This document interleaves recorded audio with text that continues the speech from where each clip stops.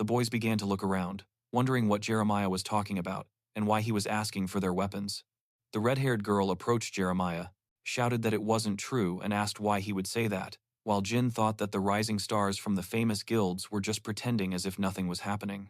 Money, swordsmanship, she could provide her with weapons and targets, Jinoya exclaimed, and didn't want her to say anything more, feeling she had crossed the line by interfering in the wrong business. But she didn't stop there, asking Jin what he intended to do with Ara when he didn't even have his own personal squad, and when. If Baion were to return, he wouldn't even have the means to survive. Knowing this, how could Jin possibly take on the responsibility of having a personal swordsman? She spoke of Ara as if she were an object, which greatly angered Jin, who reminded his sister that she wasn't allowed to enter his pavilion like that, and that she was purposely breaking the Bake family rules. He wouldn't allow people like her to come here. Baion couldn't believe that this junior would dare speak to him in such a manner. He thought that his brother had become incredibly arrogant after experiencing some fortunate events in his training. This kind of behavior could lead him to an early grave. Time advised Jin to speak to her more politely, but he retorted that she was probably the one who didn't understand. Ironically, those words, they made her extremely angry. Her little brother had grown up to the point where he was starting to mess with his older sister. He must have already forgotten that she was in rank 6, and the way he was acting towards her could make her trample all over him. Bona is incredibly stubborn and proud, and apparently his words had struck a nerve in his ego. Bona reminded him of their family's rule. If she won, she would keep his property. She gave the boy 3 months to prepare. He then looked back at the trio and began beckoning them over with a wave of his hand, ordering them to hand over their weapons. The muscular guy got scared and called him a bastard, after which they would face each other, and whoever won would get the girl. Jin accepted and told his sister to prepare to kneel before Hanara. Bake Sona left, saying he was disgusted to be there, and added that he hoped the boy would live to see the battle at Blackstone. He had no doubt that there weren't any decent people in this family, especially that spoiled sister who did whatever she pleased. Jin didn't expect that from. Something was going through Baiona's mind right now, but in his past life, they had barely crossed paths. Ara became scared and realized that Jin was in such a difficult situation because of her. He was in such a difficult and unpleasant situation, but Jin told her not to worry because it was to be expected. But just in case, he decided to ask Ara if she wanted to train under Exion's orders. His sister had a higher rank than him, and her position in the family was much better, but Ara answered no. She wanted to train with Baiona, who had already decided to stay with Jin, as she trusted him, recognized his talent, and offered her help. Blackton. He realized just how much Ara resembled her father, and from that moment on, Jin would have a great ally. Ara has made her choice, and now she will begin to move forward, with no turning back. She affirmed that she was prepared and wouldn't let him down. If it would work, Jin suggested they continue training. After a 40, while later, Muncheon approached Jin and told him that training would be difficult for a while. He explained that upon inspecting Hin's sword, he discovered significant damage. He ordered Jin to drown, and then he threw his sword, stabbing it into the ground. The other guys didn't like it either. They were angry, but they still threw serious damage to it. The sword had endured many battles and achieved many victories due to its intense use, and Jin hadn't had time to check its condition. Sure enough, the sword was heavily damaged, the damage clearly visible. In all likelihood, Jeremiah would have to find a blacksmith to repair it. He remembered that he knew a blacksmith, and he and Ara arrived in Sona together. He was worried that his old acquaintance might still be under house arrest, but they had a problem that needed to be resolved immediately. Specifically, the problem concerned the sword. Sona now understood why Jin, he hadn't contacted her. His punishment should have expired long ago. Her parents were strict, but they wouldn't keep him confined for that long. Sona asked who the girl next to Jin was, and he introduced her as Ara, his new Chinese sword. Sona shook Ara's hand and introduced herself as well, telling Ara that Mr. Hin had saved his life before, and now he felt indebted to him. Ara said it was a pleasure to meet her, and Sona immediately asked Jin to get rid of her. A look at the sword. He felt ashamed to show the state his weapon was in. He hadn't had time to take care of it. Sona could tell that the damage wasn't minor. This sword had been crafted by his grandfather, so Jin must have traveled extensively with this sword for it to be in this condition. Jin had clearly been through many battles and fights with this sword. There was no way he could remember them all. Sona said that they would have to go to the place where their weapons to the Lord, letting him take them. Bin smiled and thanked them. Blackstone began to scream and began to pull his weapon from the ground. Mun Chon, his grandfather was now and more specifically, to the island of the artisans. After a while, Jin, Muncho, Ara, and Soina were already on the island. The weather was pleasant. Munchun didn't think it was possible to go so far just to repair a sword, but Jin explained that it wasn't just any island, but a specialized artisan island. When someone craves Japanese udon, they go to Japan. When they want authentic Italian pizza, they go to Italy. The same principle applies to this sword, Jin. He decided to inquire about Soina's black herb business, and she informed him that she didn't have enough materials to complete her plan.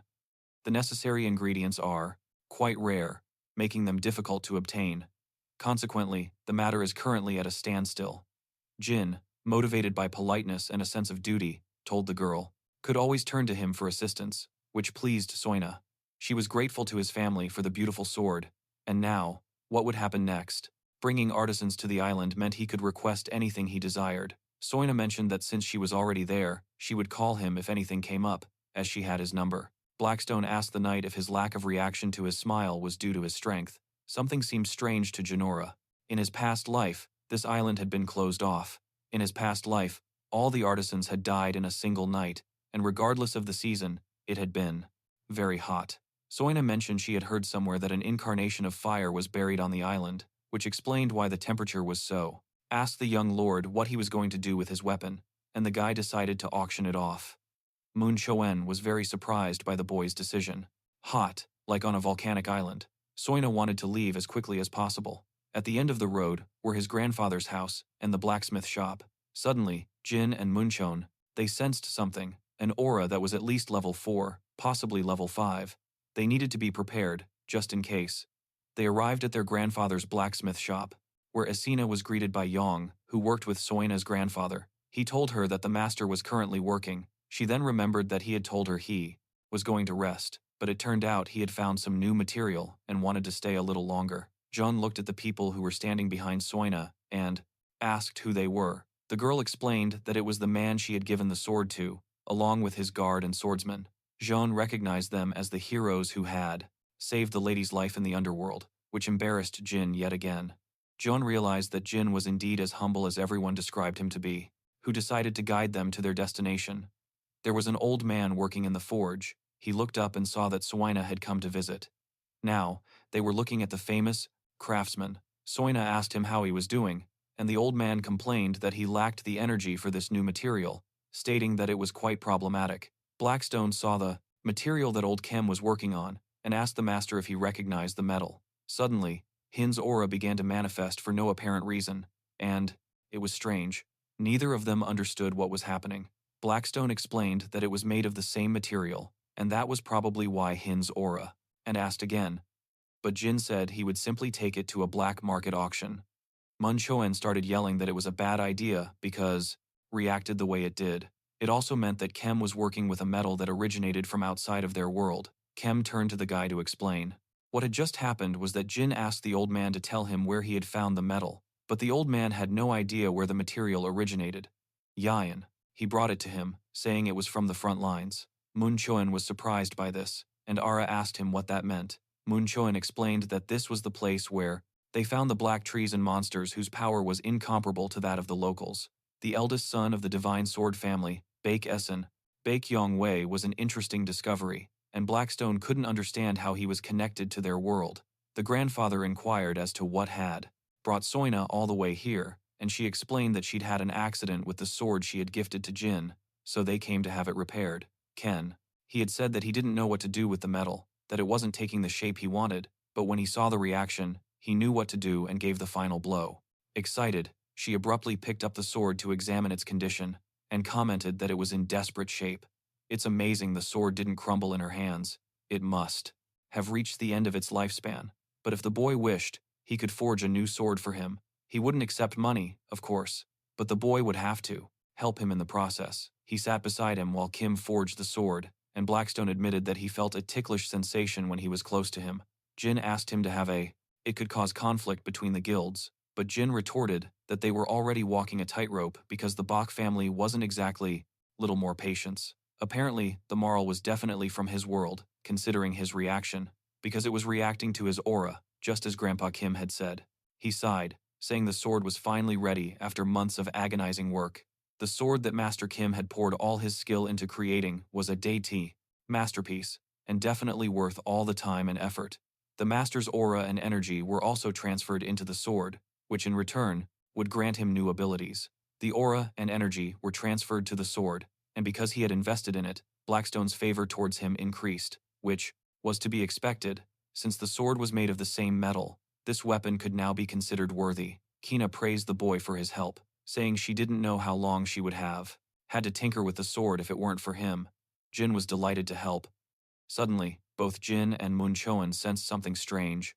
The servant shouted that there was an incredible murderous energy and that Jin needed to flee. A loud crash was heard. Someone was attacking the island. He realized that the events he had described to Blackstone were happening right now. He ordered Muen not to move and to protect the three men. But Muen wanted to fight alongside his master. Jin argued that if anything happened to them, no one would take care of the others. Muen shouted that the enemy was of the 5th or 6th rank, and that he couldn't handle it alone, also noting he didn't have a sword.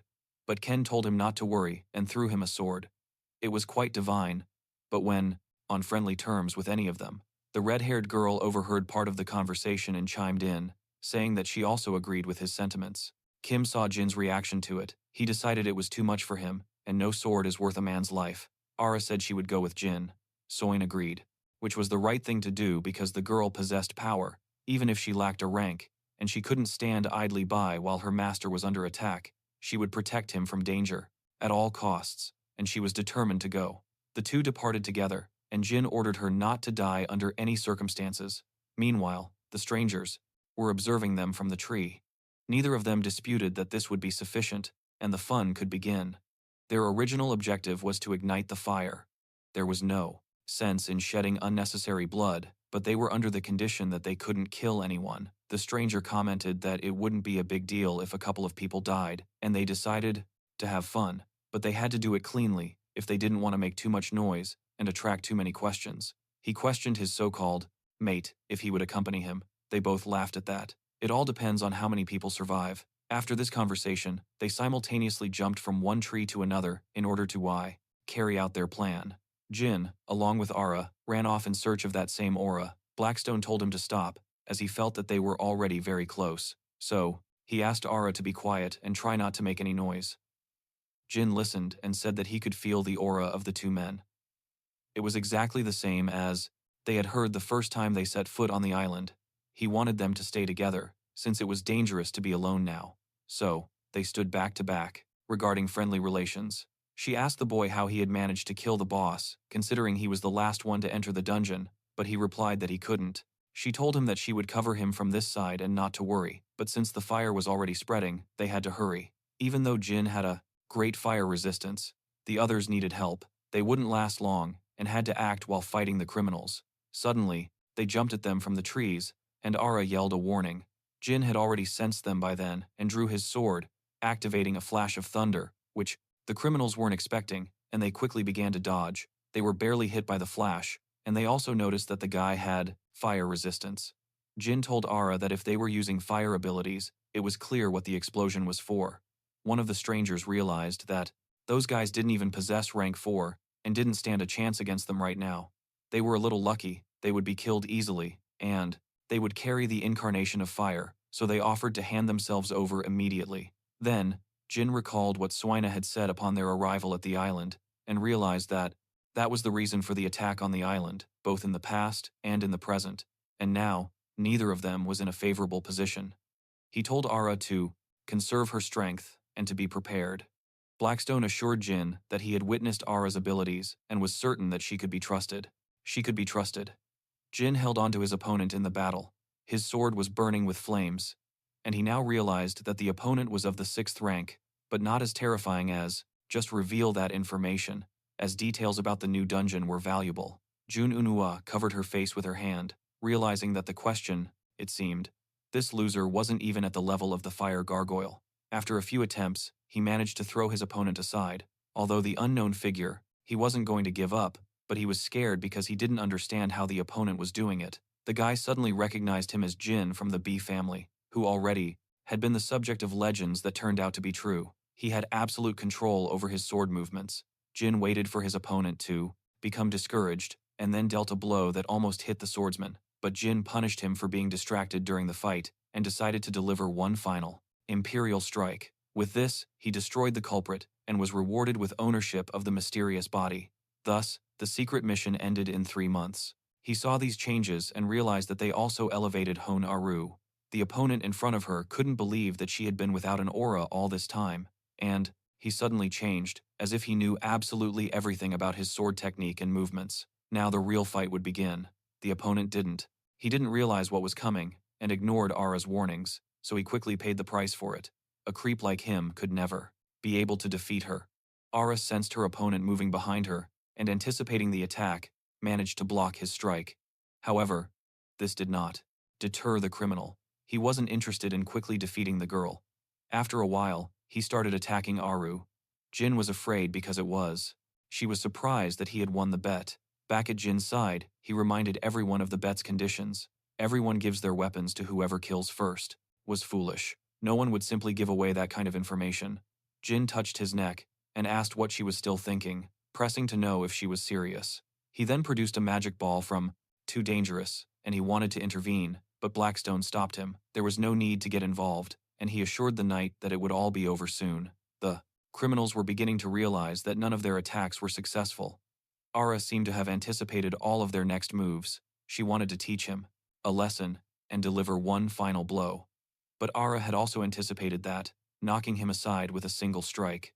It wasn't difficult to read the swordsmanship of an assassin, given how they disappear and reappear with ease. He greatly underestimated Ara and paid for it with his life. In the end, Ara defeated her opponent and sat down on the ground, as she was very tired. Jin thought it was incredible. This was the power of the Blackstone battle mysterious body, he repeated. What he had told the boy earlier, that Ara could handle it single-handedly, and since the task of awakening Ara was completed, Jin also received the body mysterious battle as a reward. Blackstone mentioned that even though Jin might not perceive a significant difference since it pertained to growth, this system had assisted him repeatedly, granting him numerous favors, and the underlying reason remained incomprehensible. Jin responded that it would still be appreciated if it would last as long as possible. Their conversation was cut short by Ara, who stated that she had fulfilled her promise to protect him from everyone. Jeremiah looked at her, approached, and embraced her. She had done her job well. Before them stood a golden statue, the very thing those assassins sought, the incarnation of fire. There, he vouched for the girl's trustworthiness, mentioning he had used her in the dungeon and would elaborate further in the letter, which surprised the girl. A concentration of the properties of fire. Kim inquired if he knew the reason this island was named Artisan's Island. Jeremiah replied that he did not. She knew that Kim explained that the embodiment of fire doesn't allow anyone except its master to touch it, and Kim was chosen to become that master.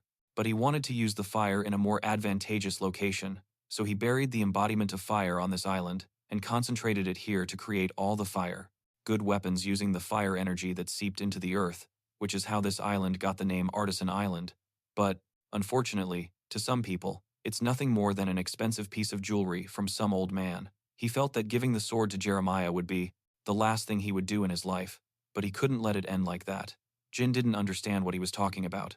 Grandpa Kim continued, saying that righteous people like Jin have a tough road ahead, so he crafted custom weapons. He's always been perceptive of people's feelings, and when he saw Jin, he knew that. He needed help because he was in a dire situation, so he would be honored to have this sword assist him in overcoming his hardships. Jin didn't know how to properly thank him, but he promised to become a swordsman that Ken would be proud of. Jin also noticed that Ara was quite strong as well, and helped the boy tremendously, which embarrassed him because he felt he was only doing his job. Now that the fire is contained, they can leave. But when seeing that, Jin smiled and explained that everything happened for a reason, promising she could count on him if she ever faced a problem, and then asked for his opinion on the deal. The boy decides to visit again. He must remember to bring some good alcohol. Jeremias promised his grandfather that they would see each other again soon. They were just about to leave when Sona, he called Jeremias over to wait because he wanted to ask him something. When they arrived at the island, the boy asked her what she wanted to do, and she responded with something inaudible. She wanted to make clothes, not equipment, but actual clothing. It was called Black Beast Skin, a special garment created by combining various materials from the monster's skin. Jin had never heard of it. It was no wonder he'd never heard of it. After all, Only his grandfather had ever heard of it. Made that kind of clothing, and even his father couldn't reproduce it. After all, the skin is very strong, like steel. Its defense even surpasses that of a rank 9 combat uniform. It also increases the mana and physical abilities of its wearer and provides resistance to attributes. A beauty beyond compare. Jin wondered if the dream garment sounded familiar. Ever since his grandfather had told him about it, his dream was to make it with his own hands, and now he had decided who he would make it for. Soon, they would strengthen their bond, and she would thank him again for saving her life. Jin didn't know who he would make the garment for, and Blackstone advised him to continue living in ignorance. Munchen came to tell the Lord that, before they departed, he had something to tell Jin. He had found a spirit mage, just as he had requested. He still didn't know their name. He asked his old. He held out his fist, and the girl gazed at it. She smiled, and, after a moment's hesitation, bumped her fist against his, and thanked him. The girl was friend to find them. He said that he had found the best spirit mage and that he wanted to visit them before returning home. They entered a grand. They were greeted in the building by a girl named Yina, the director of the Tsunami Black Market, and also a friend of Munchen. Munchen's friend was the director of the Black Market. This was interesting, and Jeremiah greeted her, saying he was delighted to meet her.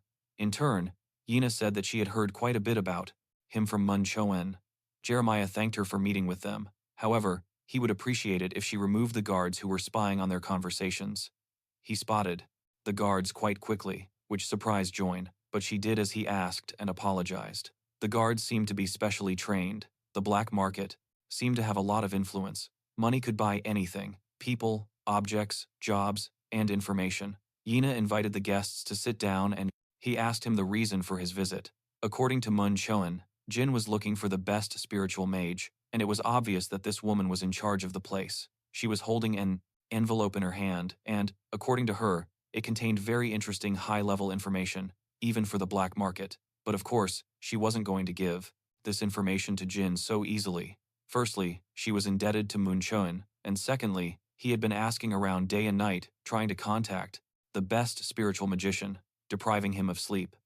Backstone said that it was to be expected, since the young master was a special person, and ordinary wizards, confident that she could assist him. After some time passed, Bin was kneeling before his father, reporting that he had completed the task assigned to him. His father would surely fail. Moon Choen clearly had a lot of respect for Jin.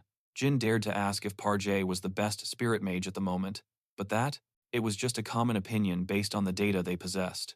There was another person whom they valued much more highly.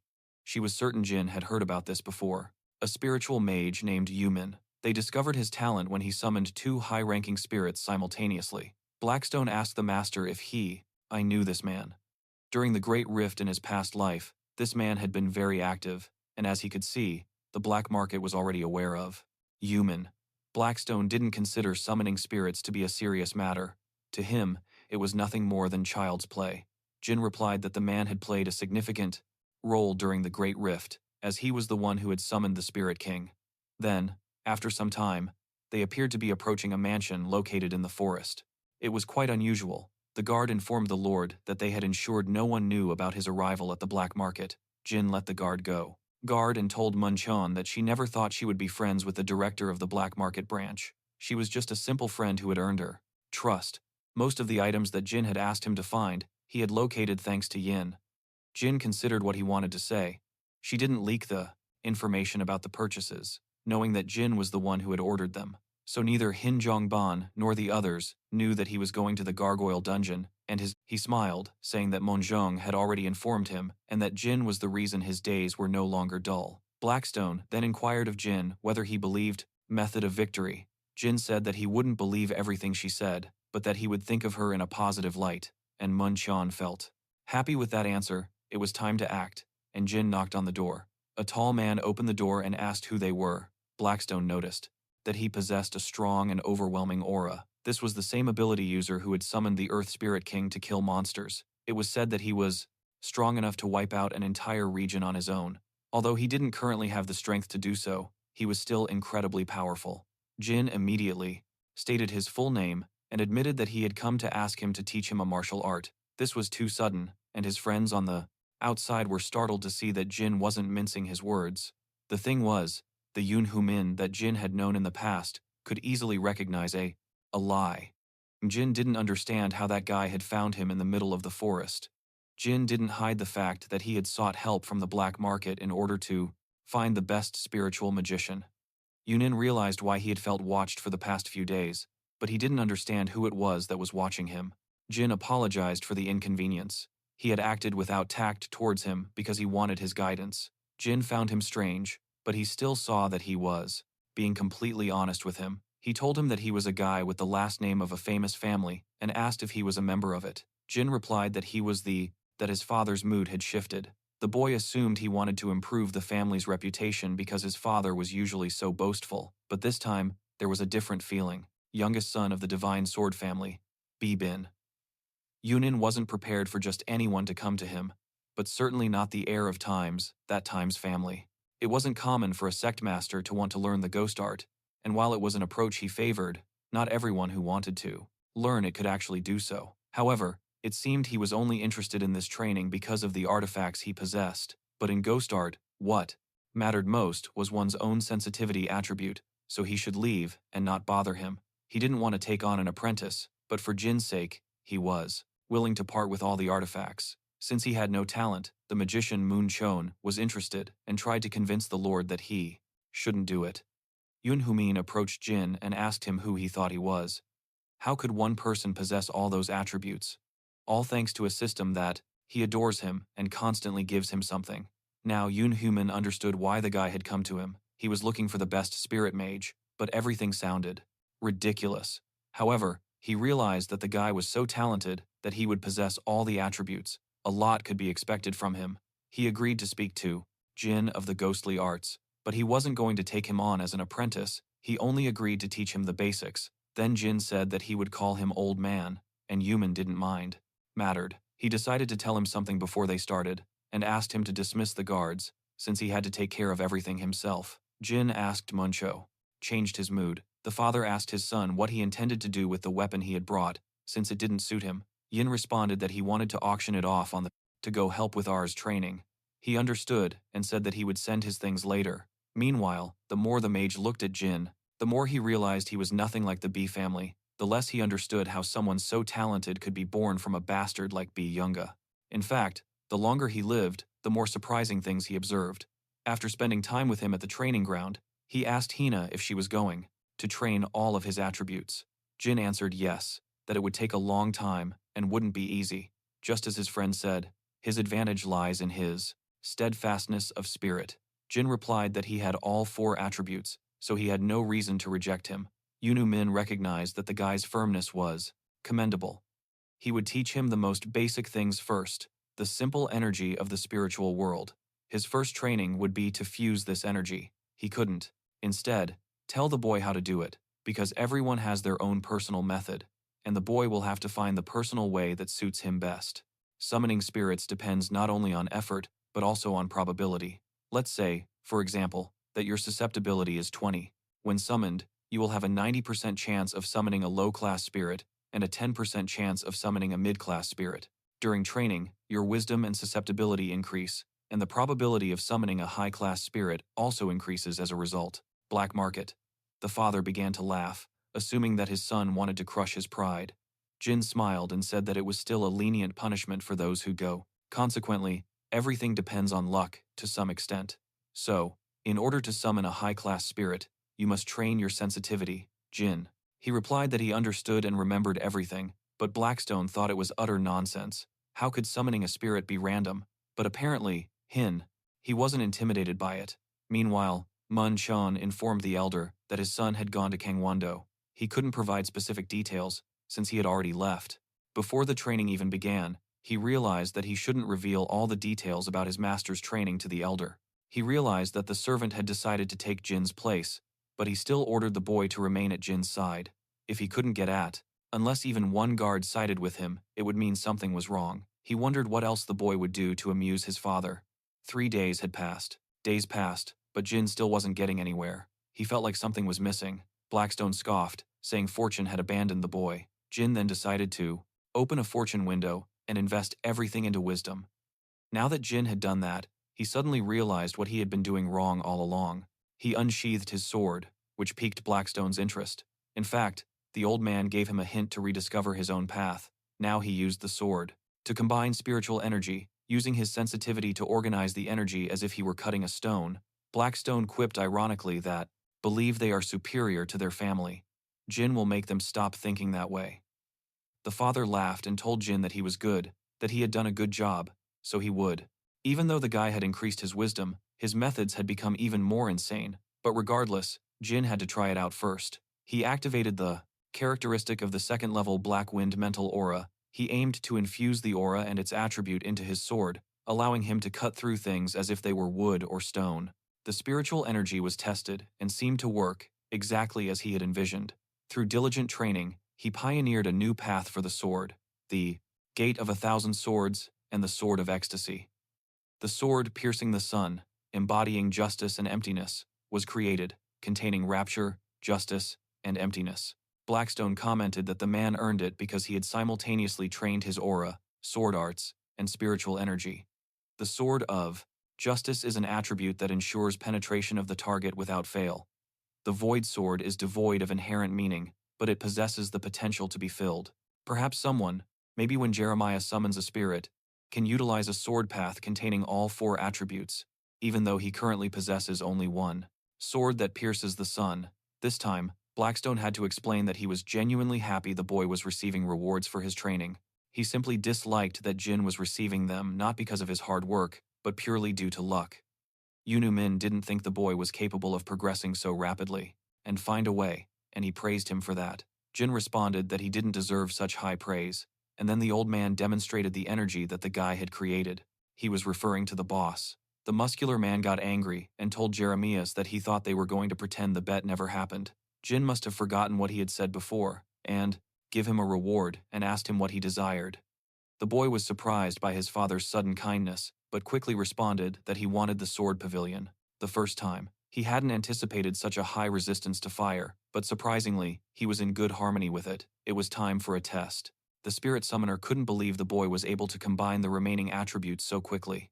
Jin simply replied that it was because he had followed his instructions. But Juning countered that he had only taught him the fundamentals. Before beginning, he needed to position himself in the correct location, allowing him to predict the probability of summoning a low-grade spirit. It was currently 97%. So, he decided to advise her not to be discouraged. Spirits would hate him, preventing him from contracting another spirit in the future.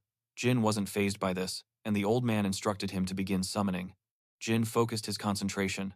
Spirits would hate him, preventing him from contracting with another spirit. Jin was not intimidated by this, and the old man instructed him to begin the summoning. Jin concentrated, and began to invoke the low-level spirit of water and earth.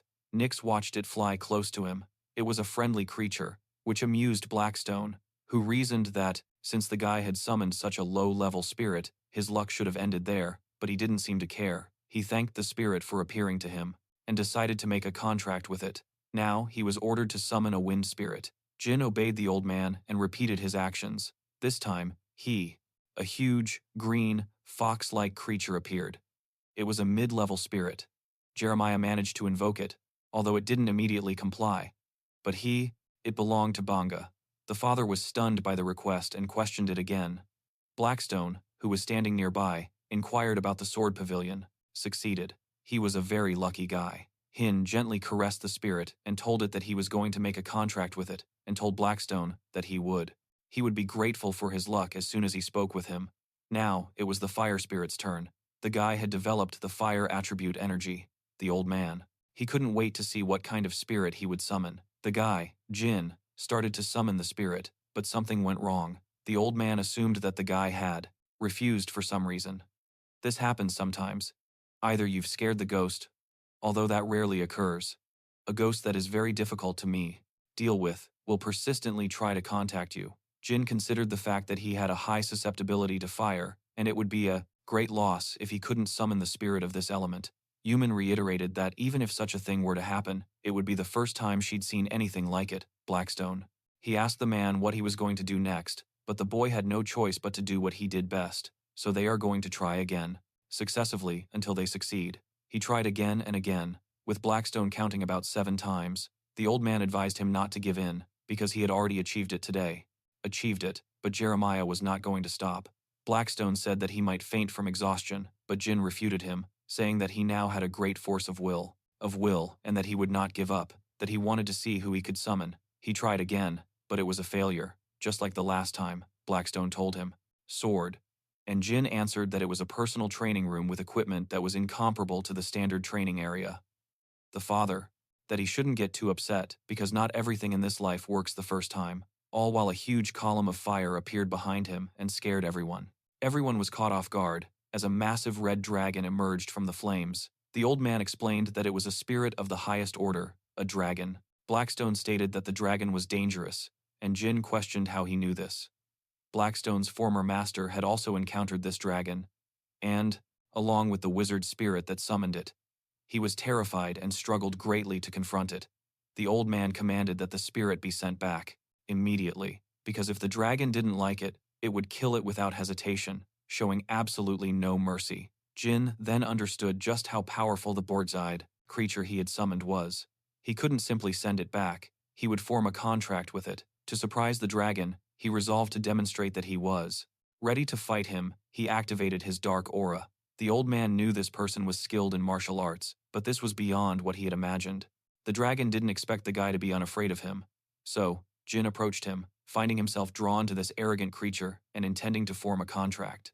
He was about to depart, thanking the old man for everything he had taught him, but the old man kept insisting that he had only taught him the basics, that he would need a great deal of time to perfect the speed and precision of his summoning. Jin understood this and was prepared to train relentlessly.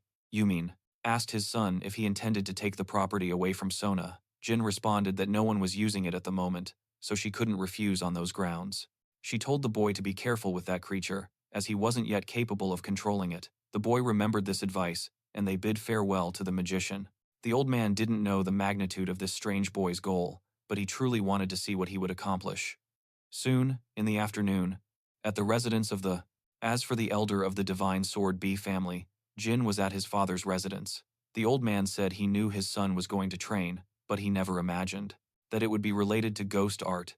He demanded an explanation from Jin. Blackstone noticed that his father was extremely angry with him. He wasn't going to kill Jin for that, right? The boy replied that he suspected this would happen, so he had already prepared his answer. He had summoned him already, knowing that his son had gone to train and knew exactly what he was training for. Blackstone could feel the murderous energy emanating from the old man, directed at his own son. "He's more than just a crazy bastard," Jin responded to his father, saying he did it for the sake of the sword. The old man knew the boy would concoct some excuse, but that the sword was the real reason. He stated that he had studied the ghost art for the sake of his sword, because his father had so little faith in him. Jin wasn't going to offer explanations. He just wanted to prove his success in the here and now. The old man agreed and allowed Jin to draw his sword. He showed him the power he had achieved thanks to his deal with the dragon. This should be enough for his father to understand what it was all about. The old man realized that the boy wanted to offer a tribute to his. Blackstone understood the significance of the sword pavilion, but there had to be a specific reason why Jin wanted to take that particular pavilion. Jin began to explain. Sword. But Jin didn't want to follow the same path as the others. As a member of the Baek Divine Sword family, he would find a new path and become stronger than anyone else. This was his way to reach the top of the Blackstone family. After hearing that, the old man laughed, finding the guy's response quite apt. He was arrogant when he said he would become stronger than anyone else. He looked at Jin and told him that he could leave now, and that he would call him again soon. Jeremiah left, and the father thought about his son's words. He is paving his way to the top of the family. This increasingly exceeds his expectations, and in time, he will designate him as his heir. After leaving the Blackstone residence, he immediately began to rebuke the Lord for pointing his sword at his own father. He had to be crazy to do something like that. Jin agreed that although he gave the answer his father expected, it was still quite risky, but he was lucky that, well, even so, the boy never doubted that he would reach the top someday. Blackstone said he was genuinely happy for the boy's success. Good. And that it would end well.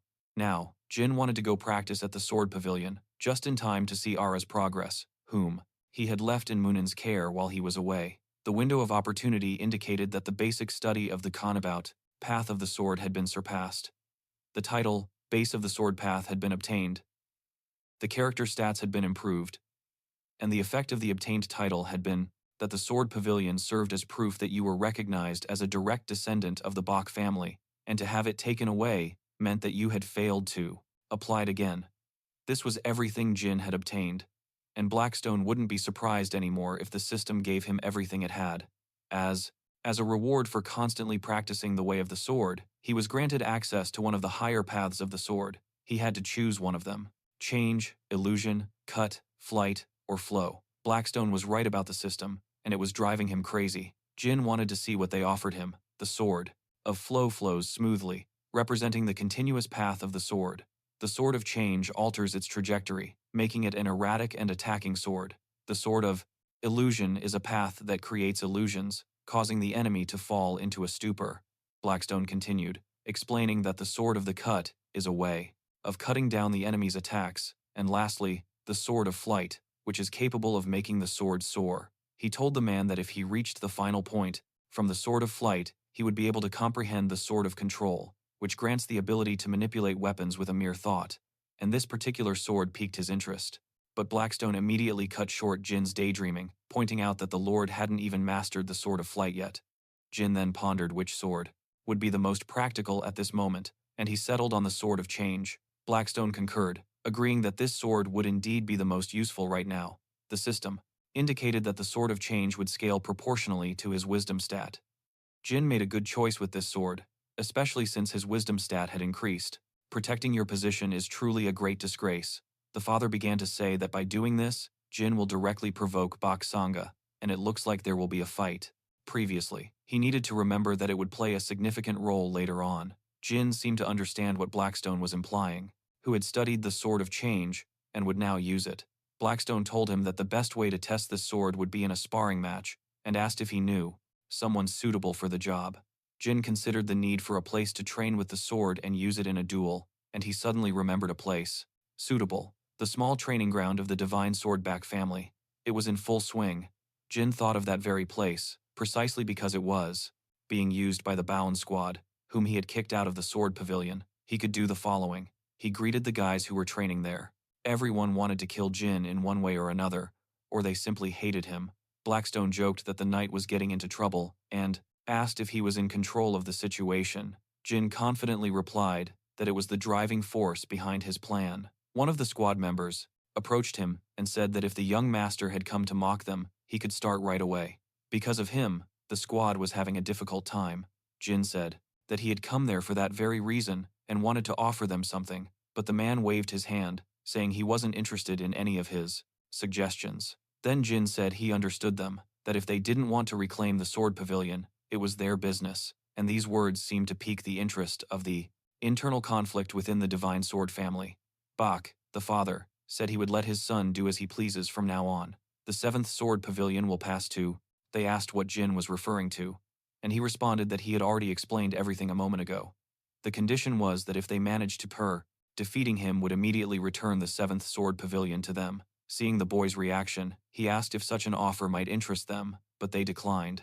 There's no better training than a real fight, and that was his plan. Bison's squad is composed of the Baek family's finest swordmasters. These guys, they would do anything to restore Bison's honor. Surely they couldn't refuse the battle offer he had presented to them. He reflected on how every time the master intends to do something, he really gets scared.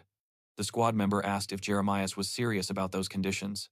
Jeremias replied that he always keeps his word, and if they suddenly distrust him, he can swear on the name of the Baek family of the Divine Sword. The squad realized that Jia's conditions sounded quite favorable, but even though his strength had advanced considerably, they still had to try to overpower him. Blackstone told the Lord that those guys already believed they could defeat him, but that was also part of his grand plan. Then, the main squad member said that they accepted Jin's conditions and also inquired about the specifics of the competition. Jeremiah, not wanting to delay matters, asked them to choose the best fighters from their squad to face him in one-on-one matches. They would organize a fair sword competition, free of any tricks.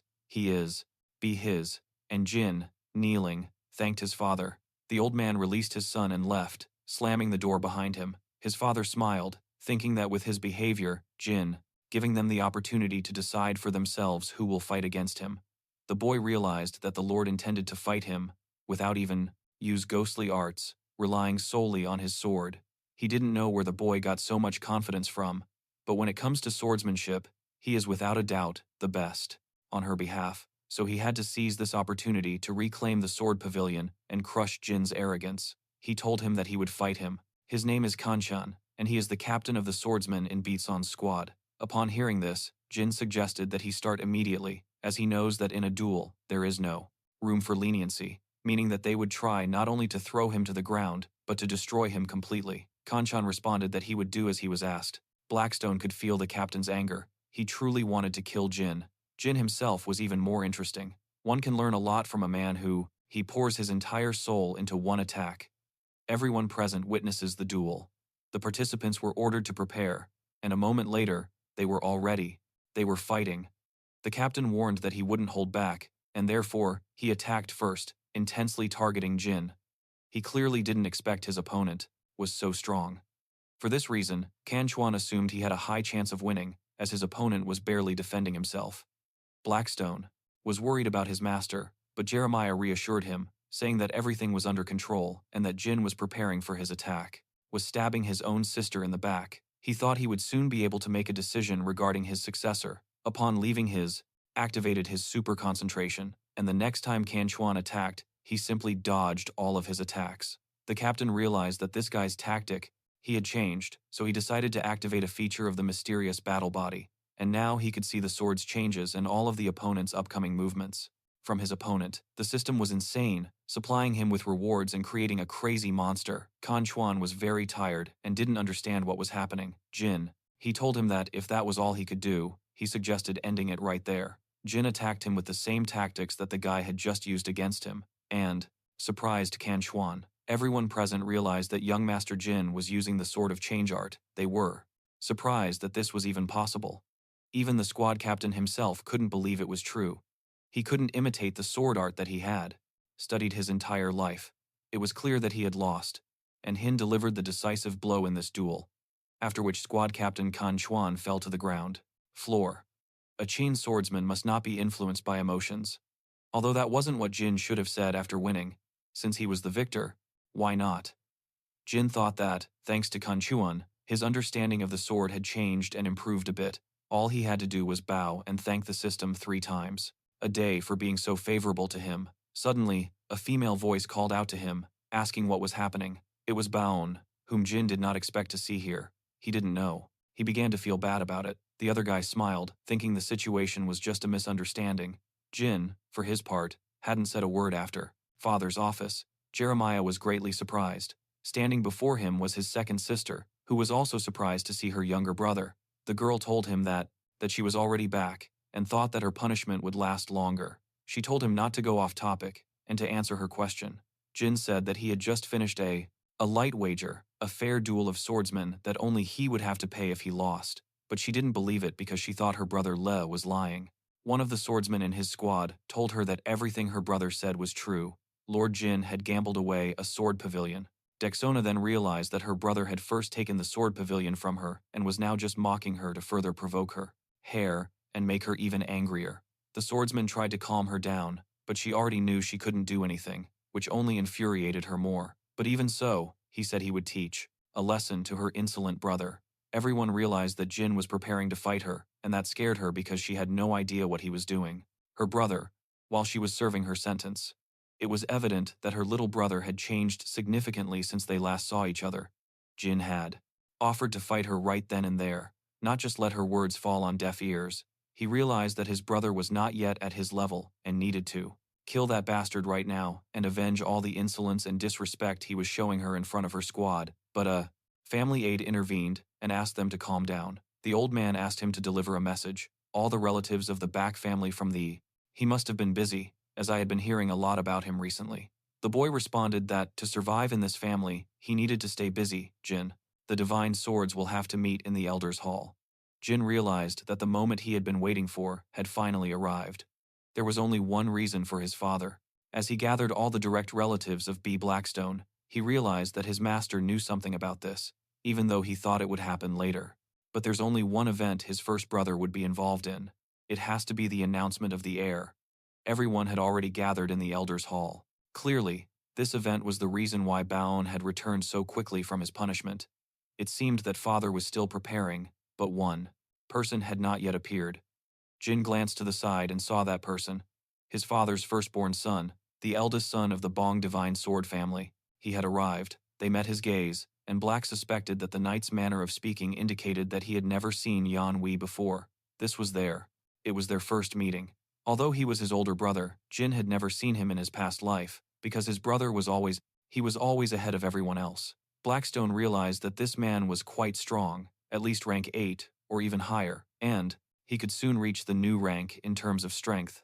Bong Wei is second only to his father. Jin set a goal for himself, to become stronger than his older brother, and then stronger than his father. It was announced that the elder was arriving, so everyone lined up and saluted. The old man sat on his throne and said that he almost died because of someone's actions during the ceremony. Laura covered her eyes with her palm and apologized, then pointed her sword at him. He didn't want to waste any more time, so he would ask them right then and there if they knew the reason why he had gathered them all here today. Baion Wei responded that the reason was to choose an heir. His father was surprised and asked him why he thought that was the reason. He said that otherwise, his father wouldn't have called him. Baion was so insightful as always. That was the correct answer. Now he would tell them all about the method he would use to choose his heir. 8 candidates, doesn't that seem like too many to you? Manna. The children looked at their father in surprise, not knowing what he meant by that.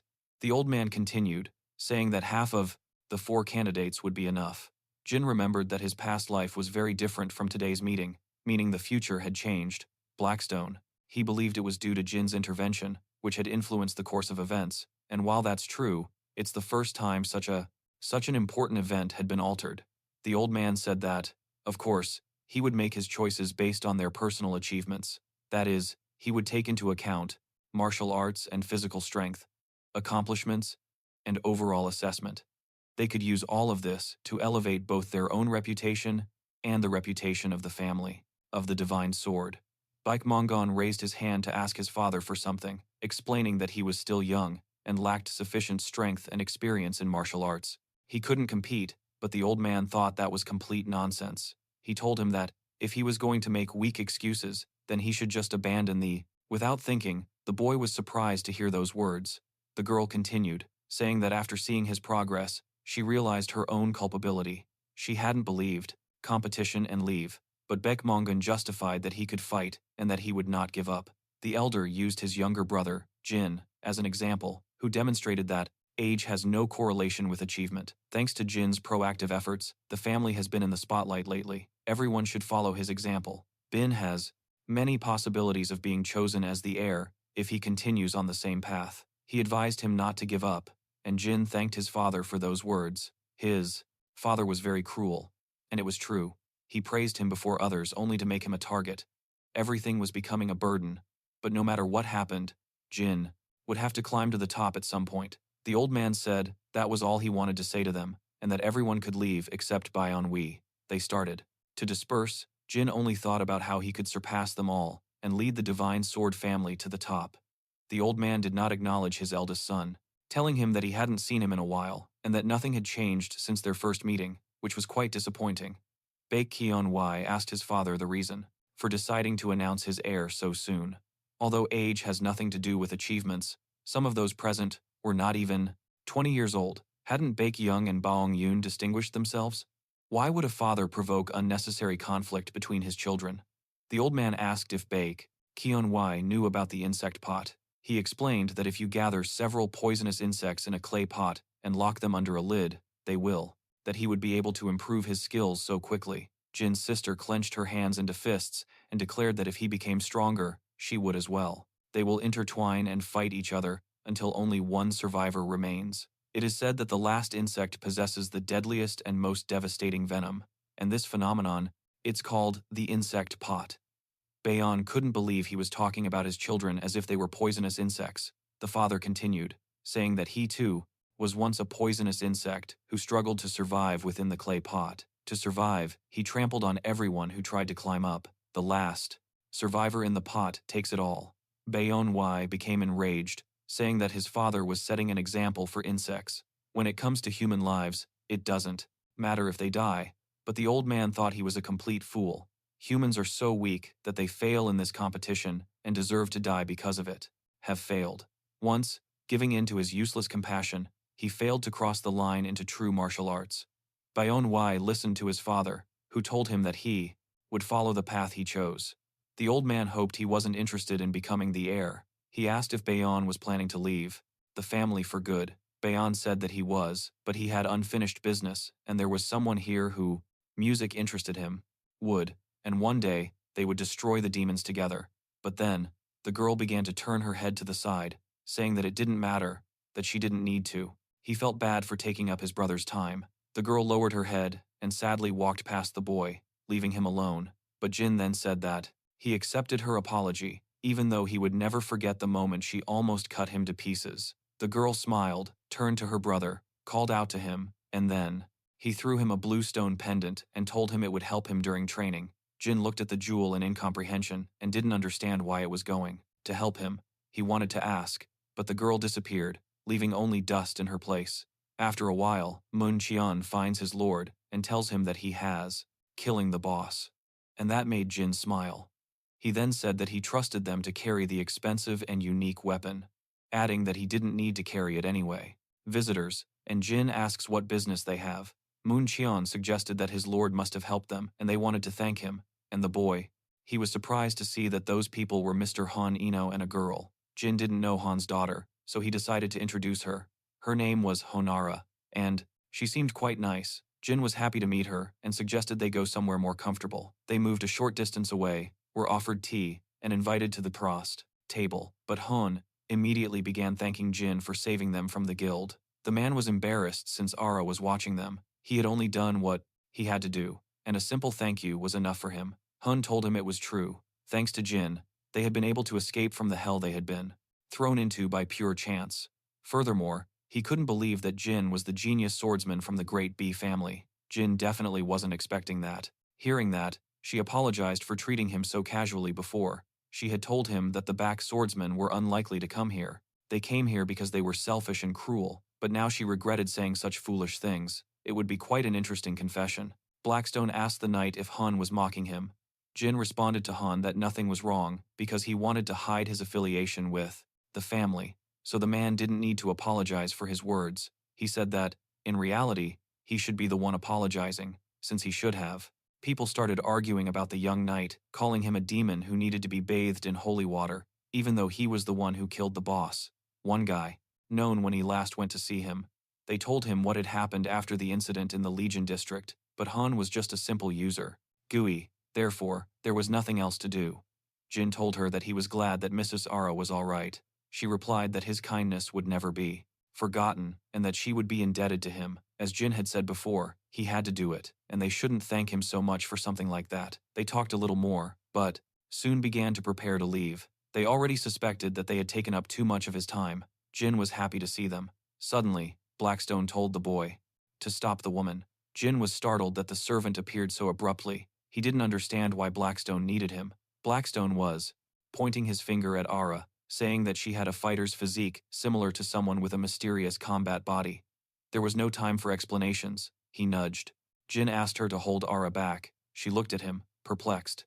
Jin was in an awkward position, unsure of what he should do next. Blackstone. He began explaining to the boy that it wasn't common to find people with an ability like Ara's. In their world, they're called ghosts, and the girl had great potential to become a ghost sword. Jin couldn't think of anything better at that moment than to suggest Ara become a ghost sword. Surely his first impression of himself had been quite unfortunate. Soon, they were back at the table. H asked if he had understood correctly what, was surprised, and suggested that Jin could actually kill a high-ranking criminal, and a red-haired girl overheard their conversation. She said that this was what Jin was saying about the ghost sword. They didn't know what it was. Jin didn't know how to properly explain it to them.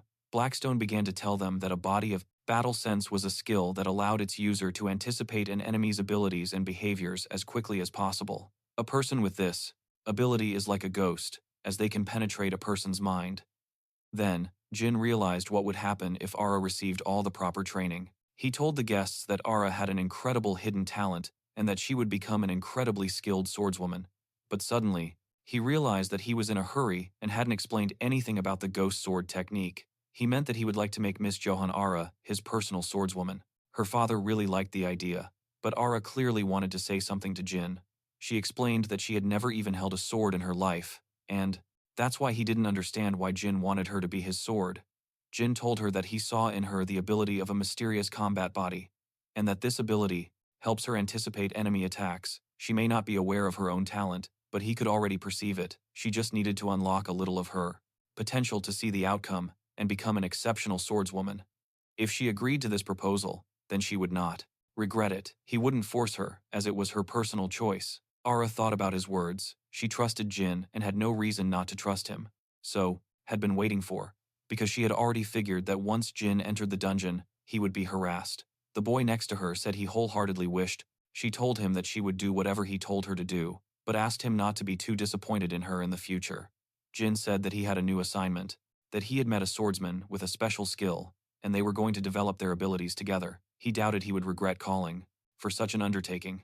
After a while, he and Blackstone were alone in a room. He asked the assistant to appraise the medallion that his older sister had gifted to him by his older sister. He was sure that it was cursed. Blackstone replied that he would certainly take a look at that pendant. He recalled it. It was the necklace of Circe sapphires. It was once crafted by a master artisan for his nephew, the Ghost Knight, and the rank of this artifact was unique. It was surprising and interesting, because Jin didn't understand why Nuna had given it to him. Blackstone said that, nevertheless, it was at least fortunate that the artifact was not, even if it was a curse. Jin realized that his sister had given him that pendant so he would be strong enough to fight against her, but Blackstone doubted that was the real reason. He wondered if Jin had any other guesses, since he always seemed to know everything. The truth was, that was the only assumption he could make. Because in his past life, not only had he never interacted with Ona, but he had never even met her in person. The only thing he knew about her, back then, was that she hated monsters to the core, so he had no other assumptions besides the idea that she had given him a gift to make him stronger. And he would win. He wanted Jin to be the one to defeat the boss. The girl was frightened by those words, and she abruptly attacked the guy, hitting him while They would do it if that's what she wanted. He would think about the rest later. He heard someone calling his name. It was Ara. He greeted her and asked if this was the pavilion, the one he had mentioned. Jin agreed, saying they would do some stretches first. One of Jin's sisters happened to be passing by and recognized the pavilion's owner. He had changed, but she didn't think he was this young.